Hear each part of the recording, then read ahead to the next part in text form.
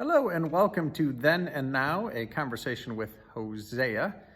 Day number 16. My name is Derek Hove and I'm the pastor at Salem Lutheran Church in Orlando, Florida. And for about 26 days or so, we are reading through the entire book of Hosea, reflecting on a little bit of what it would have meant in Hosea's time, and then letting the prophet put some questions before us for our journeys this day.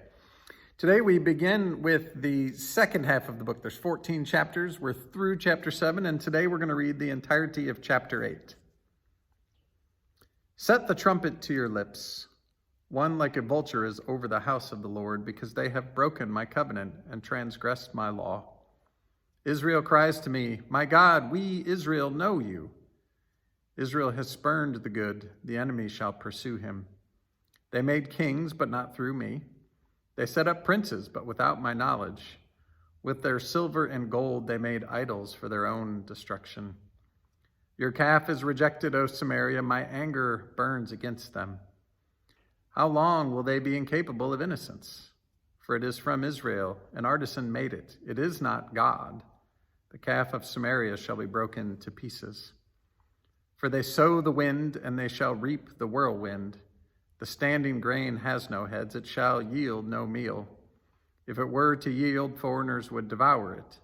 Israel is swallowed up. Now they are among the nations as a useless vessel. For they have gone up to Assyria, a wild ass wandering alone. Ephraim has bargained for lovers. Though they bargain with the nations, I will now gather them up. They shall soon writhe under the burden of kings and princes. When Ephraim multiplied altars to expiate sin, they became to him altars for sinning. Though I write for him the multitude of my instructions, they are regarded as a strange thing.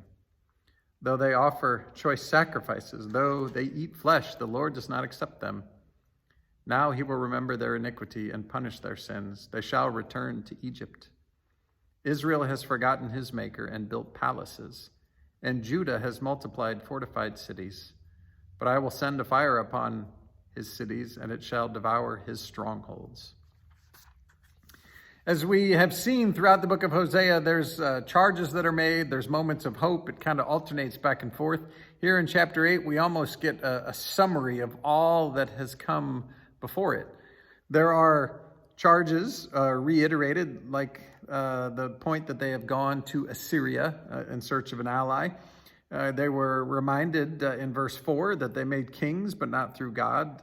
Silver and gold they used to make idols. So there's this false worship and the chaos of leadership as the kings killed one another off and lived in the space of political intrigue. Early in this chapter, in verse 2, Israel cries, my God, we Israel know you. And this calls back to the places that the priests have had false teachings, and there's this knowledge of God that's both covenant and community and commitment and understanding, and all of that has failed. And so here in this chapter, we get this summary of the terrible leadership, the priests and the way they've led the people away from knowing, the false worship, and all of it with their foreign alliances is gathered up in this place. But in many ways, this chapter captures that as a sense of identity. In verse 8, we are told that Israel is swallowed up. Now they are among the nations as a useless vessel.